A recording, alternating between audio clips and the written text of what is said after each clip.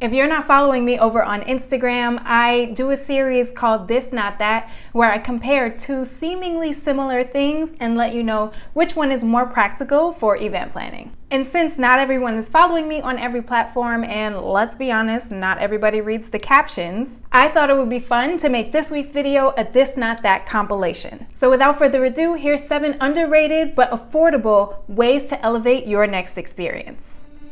Hey, welcome back to the Experience Lab. I'm Joanna, your experience navigator, and on this channel I share experiential tips for everyday brands. The first post I ever did in this series was using wall decals instead of pop-up banners. Pop-up banners are really popular amongst those who are new to event planning or who may have a smaller event planning company. But the downside to using them is that sometimes people can knock them over. They are very brand specific, which means sometimes you can't reuse them. And also they take up a lot of floor space. So if you're in a smaller venue, any way that you can save on that footprint is going to be a plus. They also lend to a much cleaner brand experience and can even double as a photo backdrop against any wall. You can find vinyl wall decals on places like Amazon or Mule, and they're really easy to install. And because a lot of times people don't end up reusing their pop-up banners anyway, if it's a disposable cost, you might as well go with something that looks a lot cleaner. The next one is get stamps, not wristbands. And the reason is because number one, wristbands are just really not that eco-friendly.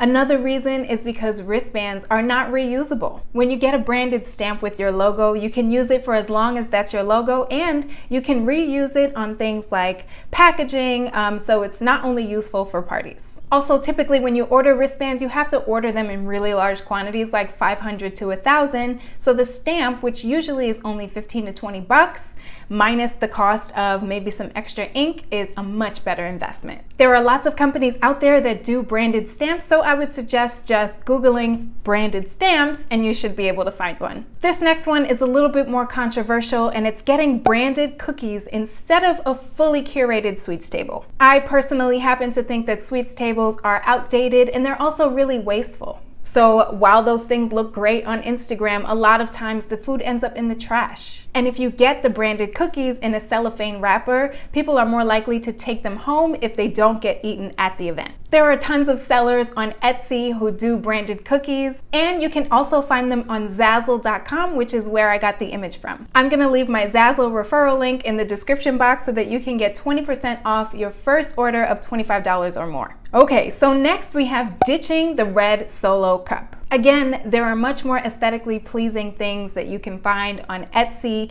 and even on a website called SmartyHadAParty.com. It just takes that branding up a notch and saves you money where you would have been renting fine china. The next one is to ditch the photo booth and get a snap filter. Again, snap filters are a really great way to save space if you don't have a dedicated wall where you can put up a backdrop that has streamers and balloons. You're also saving a lot of money because those props do tend to add up, and snap filters are generally around $25 and they last for the duration of your event. Now, I don't even know if people are still using Snapchat because I personally don't use it, but I think it's a wonderful alternative. I've seen it used in personal and business events, and it's definitely something to consider. The next one that I threw in was using neon flex instead of neon. Now, most of the time when you go on Google and you look for neon signs, you're gonna get a company that's using neon flex anyway. But just in case you come across a company that is doing traditional neon, you should know the risks of buying it. Number one, it's really expensive. Traditional neon can be 2 to 3 times the cost of neon flex. Number two, they're really fragile. Traditional neon is made out of blown glass, and in transport, a lot of times I've seen them shatter,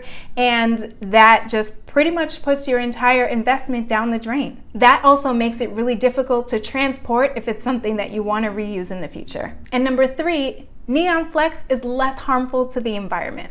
Traditional neon is known to have mercury in its contents, and so if it breaks on site, the air can be toxic. So I just say stick to the neon flex and don't worry about getting a traditional neon sign, because as a whole, those are being phased out anyway. And last but not least, number 7 is getting or making pre-batch cocktails instead of just doing a custom drink menu. Now, the difference here is that yes, pre-batch cocktails can be part of a custom menu, but having a custom menu means that your bartenders have to spend time during your event making this cocktail. So to save time and make sure that there's no bottlenecking at your bar, you can pre-batch these cocktails and either put them in mason jars or have them in a large container that has a spout, so that you can serve them and free up your bar staff to focus on other drinks that people might want. And that's it for today's video. Hopefully you found it helpful, and if you did, I'd love if you subscribe, give the video a thumbs up, and make sure to refer the video to your friends. As always, I'm Joanna, this is the Experience Lab, and I will catch you in the next one.